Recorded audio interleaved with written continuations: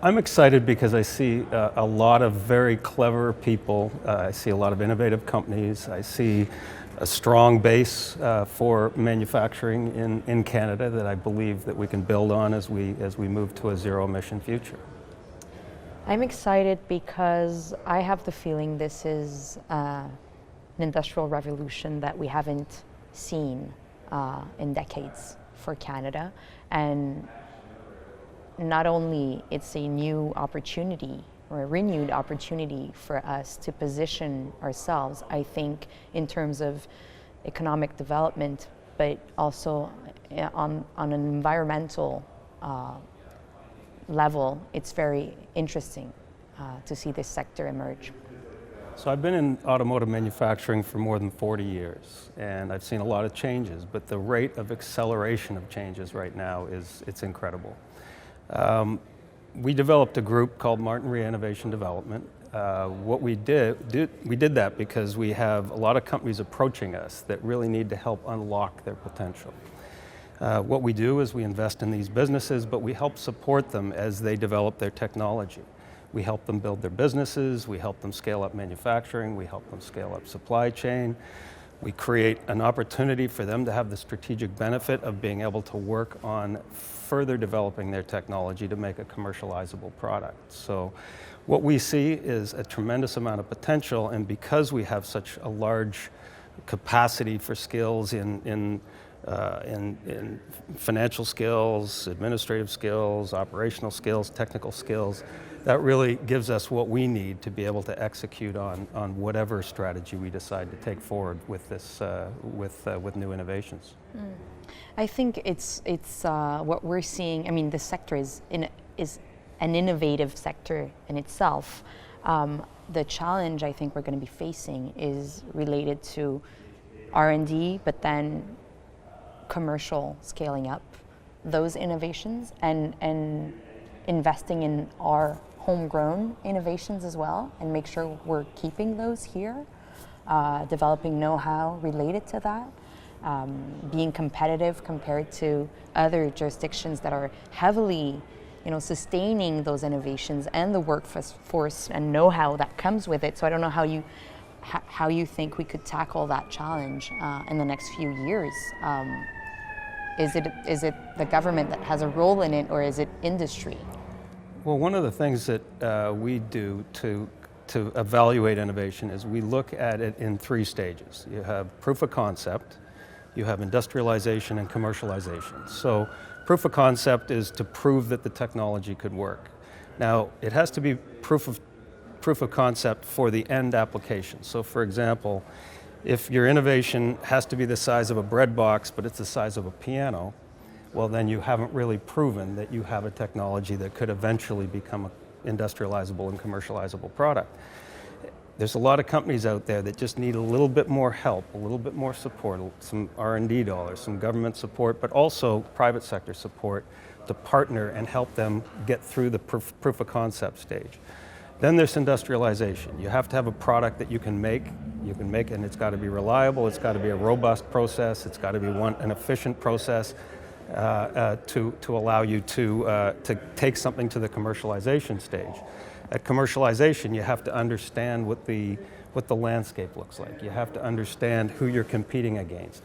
A lot of startup companies, they have a great idea, but they don't really understand how they're going to fit into a market economy. We can help them do those kind of things. So from my perspective, if you can't go proof of concept, industrialization, and commercialization, all you've really got is a clever idea.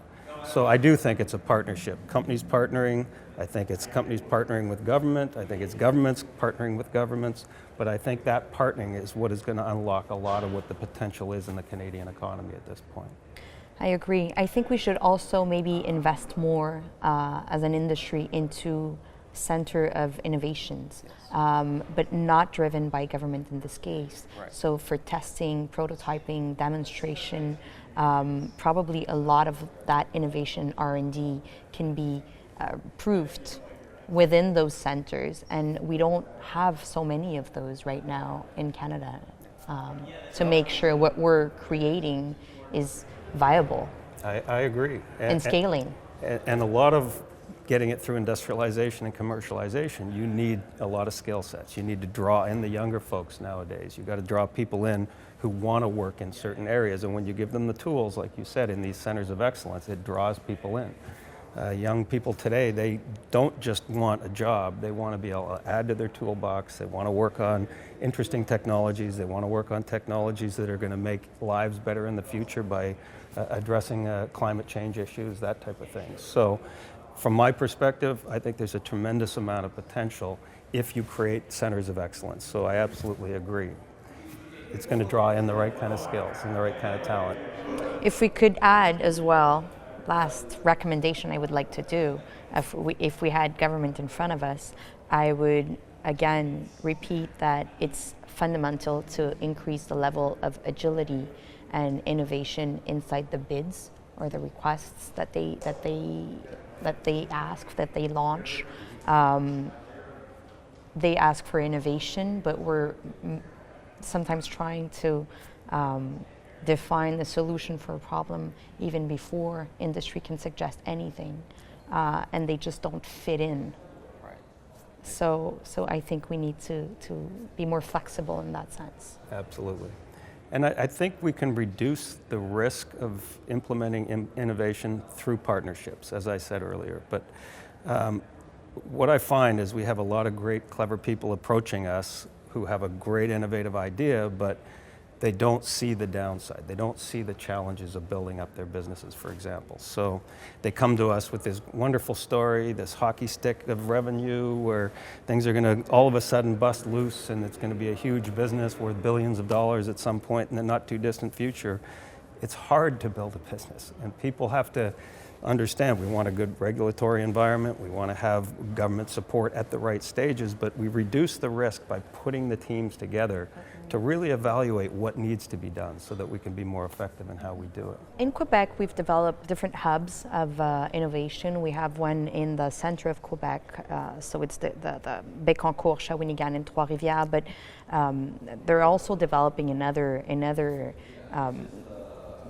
geographic spaces in Quebec, in the province of Quebec, and I think it really helps because, well, first it creates traction and attention on the province, on cities. It revitalizes specific places as well, industrial places. It helps maybe attracting companies or academia that were interested in Quebec, but now actually see that there's a concentration of those industries and companies in one place, so all the infrastructure can be available for those who want to be there. So it's part of the having hubs, regional hubs, is part of a provincial, at least in Quebec, a provincial strategy. In the same way we're asking for an industry or an industrial policy or strategy for Canada, I think in Quebec there is kind of an industrial strategy for the province, and these hubs were part of that to really send the signal that the government and the industry was ready to play and open for business. Well, you're attracting us because we've made investments in Quebec in the last couple of years. So Martinrea is a fairly young company. We're 23 years old.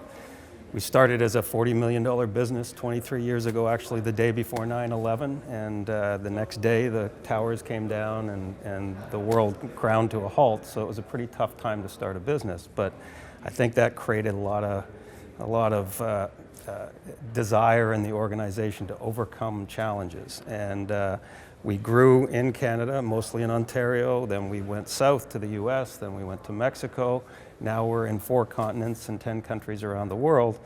But our most recent investments have been in Quebec because we've found that there's very innovative people, government's very supportive, Propulsion Québec is very supportive, IQ is supportive, they want us to be there.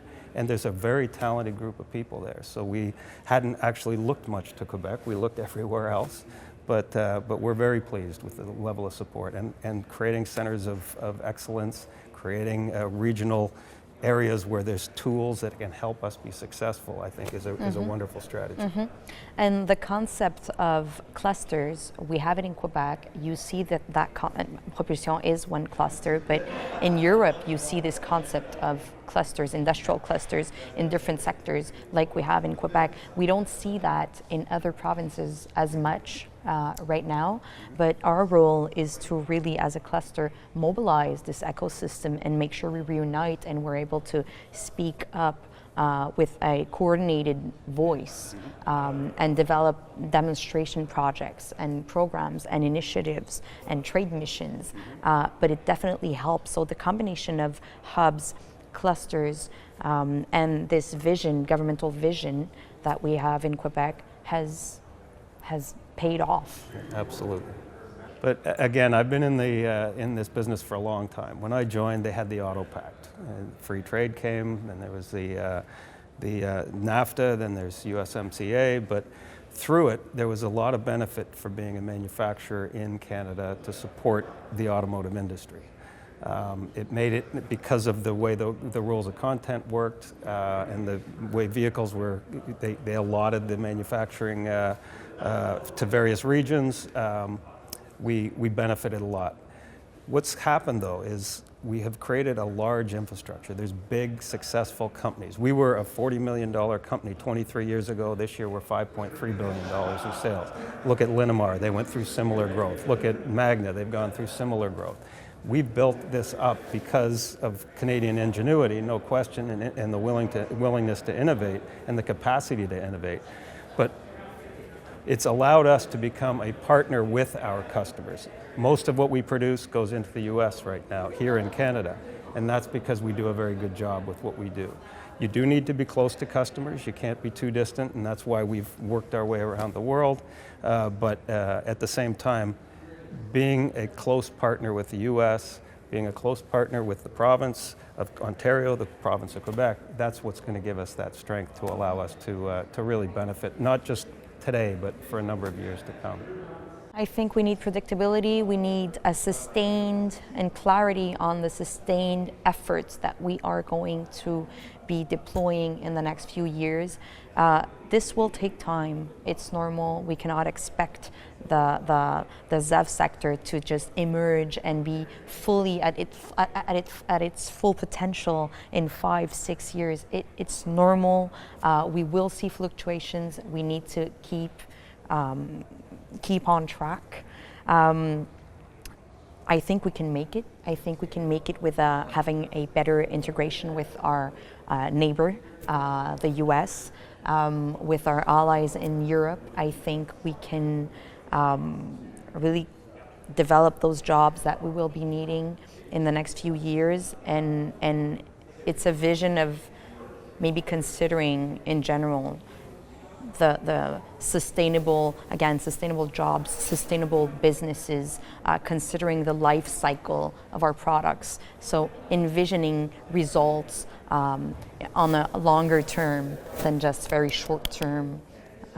So yes, I don't know, what are your thoughts about that? Yeah, I think I agree with everything you've said. I think that there's a short-term strategy and a longer-term strategy. I think short-term we do need an industrial strategy, a coordinated industrial strategy where we're working still within a free economy, but with the opportunity to partner more effectively, to support each other more effectively. Government and businesses find a way to optimize the value that each of us can bring.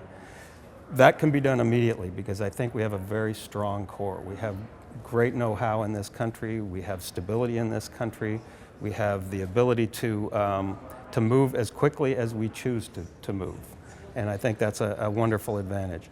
Longer term, there will be some openings. We need to make some decisions around what parts of the zero-emission future economy we really want to excel at. It's going to be very hard to be 100% self-reliant, but it's going to be very difficult to think we can stand only on our own. Other parts of the world have a head start on us. How do we find a way to at least maintain that gap and close that gap over time? And I think that's going to also take a longer-term industrial policy to allow us to do that. Agree.